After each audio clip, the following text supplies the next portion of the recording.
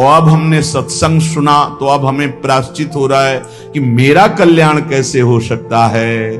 तो श्रीपाद कह रहे एक बार हृदय से जलन पैदा करो कि मेरे से बहुत गलती हो गई और श्रीधाम वृंदावन आ जाओ, वृंदावन की परिक्रमा करो, रज में लौटो, रसिकों का संग करो, ये नियम ले लो कि अब जीवन में कभी पाप नहीं करेंगे और नाम जपना शुरू कर दो। तो कह रहे हैं निश्चय सुनिर्वाही महाधार्मिका, निश्चित वो धार्मिक हो जाएगा, उसके सारे पाप नष्ट हो जाएंगे और भगवत प्राप्ति कर लेगा इसी जन्म में।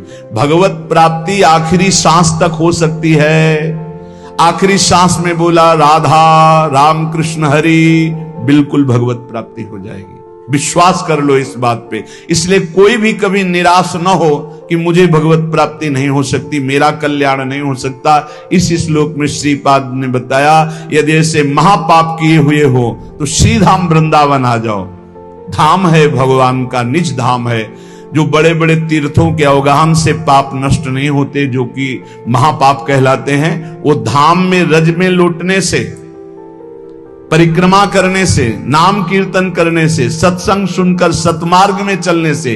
कह रहे हैं निश्चय सुनिर्वाही महाधार्मिका, निश्चय उसके सारे पाप नष्ट हो जाएंगे और वो धार्मिक ही नहीं महाधार्मिक हो जाएगा।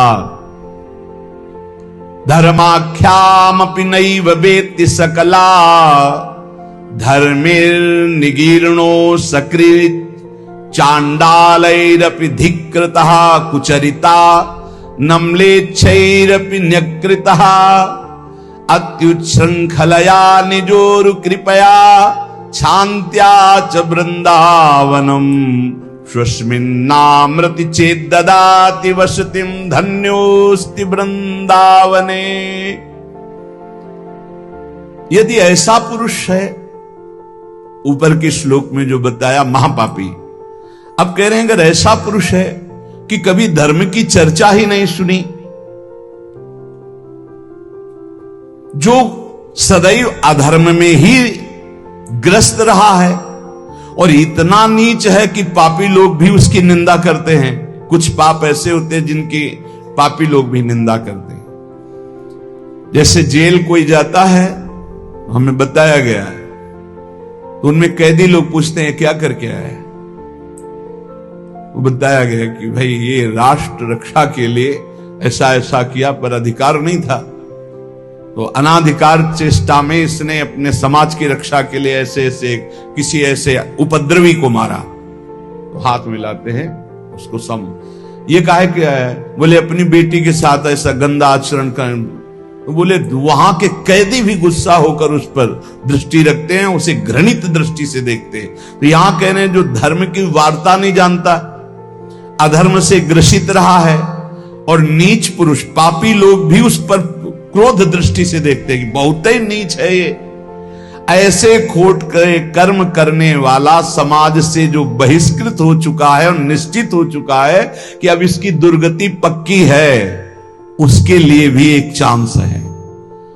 बोले निजोरु कृपया शांत्या च वृंदावनम, स्वस्मिन् नामृत चेत ददाति वसतिम, धन्योस्ति वृंदावने। बोले निज कृपा से वृंदावन उसको पावन कर सकता है यदि वह करके ये जीवन भर का नियम ले ले कि अब मरूंगा तो इसी रज में वृंदावन से कभी बाहर नहीं जाऊंगा, तो असीम कृपावान प्रिया प्रीतम का निज धाम ये उसके सारे पापों को नष्ट करके उसे धन्य कर, धन्योस्ति वृंदावने, उसे धन्य बना देगा। पहले में महापापों का वर्णन किया, दूसरे में नीच आचरण करने वाला अधर्मी जो सबसे ज्यादा तिरस्कृत है, वो भी अगर श्रीधाम वृंदावन में आमरण वास स्वीकार कर ले कि अब वृंदावन, वैसे तो मैं बहुत पापी नीच हूं पर अब वृंदावन को नहीं छोड़ सकता, आजीवन वृंदावन वास करूंगा चाहे जितना कष्ट मिले। तो श्रीपाद कह रहे हैं चेत ददाति वसतिम, धन्योस्ति वृंदावने। वो वृंदावन वास स्वीकार करने के कारण वृंदावन की कृपा से निष्पाप होकर धन्योस्ति, धन्य हो जाएगा, अर्थात उसको भी भगवत प्राप्ति हो जाएगी। भाई आज या कल मेरी बात समझ, तू मर जाएगा, मरेगा। अब पता है क्या, कब मरेगा पता ही नहीं है। सबसे कठिन बात तो यह कि फांसी देने वाले को तो बता दिया जाता है कि आप कल 12 बजे 10 बजे फांसी दी जाएगी, लेकिन अपने को 12 सेकंड का पता नहीं है कि इसके बाद क्या होगा।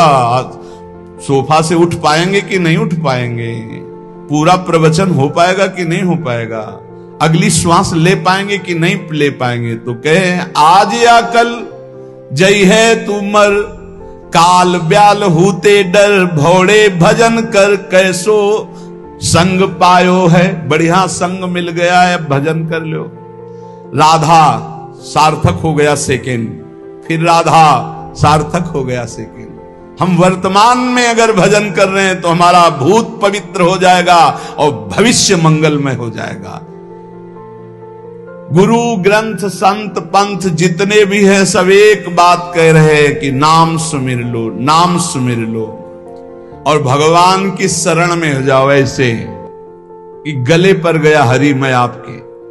सच्ची मानिए, हम फिर हाथ जोड़कर प्रार्थना कर रहे हैं। संत सब भगवान के स्वरूप हैं, इसमें हमें कोई संशय नहीं, पर संत संग का फल है भगवान में रति हो जाना। इन पार्थिव शरीरों में आसक्ति होना नहीं है, मेरी बात मान लीजिए। ये शरीर नष्ट होंगे, ये पांच भौतिक हैं, जैसे तुम्हारे वैसे ये हैं, ये कोई चिदानंद नहीं है। इसलिए श्याम हो तुम्हारे गरे परो। संत जन भगवान के सामने जयंत मारा घूम रहा है त्रिभुवन में, कहीं शांति नहीं मिली। देखा जयंत को बिकल देवर्षि नारद जी ने, नारद देखा बिकल जयंता, दया लाग कोमल चित संता। कहां घूम रहा है, भागा, कोई नहीं बचा सकता। तुझने ऐसा कर्म किया है कि ये भगवान का अमोघ बाण तुझे नष्ट ही कर देगा।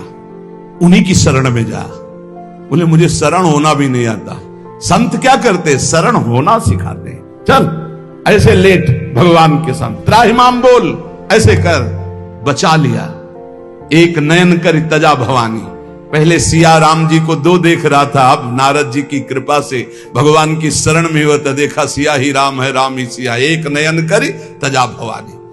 संत जन क्या करते हैं, भगवान की शरण में कर देते हैं, भगवान के नाम रूप लीला धाम में आसक्त कर देते। आप हमारी प्रार्थना को अन्यथा मत लेना। सत्संग का फल भगवान में आसक्ति है, सत्संग का फल इन शरीरों में आसक्ति नहीं है। अपने लोग धोखा खा जाते हैं। हमको जो संत बोल रहे हैं उस पर आसक्त होना है। हमें जो उपदेश मिल रहा है उन प्रभु के चरणारविंद में आसक्त होना। ये सब भूल कर बैठते हैं, शरीरों में आसक्त हो जाते हैं, शरीरों को ब्रह्म मानने लगते। नहीं, सत्संग सुनो, निरपेक्ष होकर भगवान का भजन करो, आनंद की अनुभूति हो जाएगी। संत भी भजन करेंगे, आप भी आनंद में मस्त रहेंगे। श्याम हो तुम्हारे गरे परो, अब जो बीती तुम ही सो बीती, मन माने सो करो।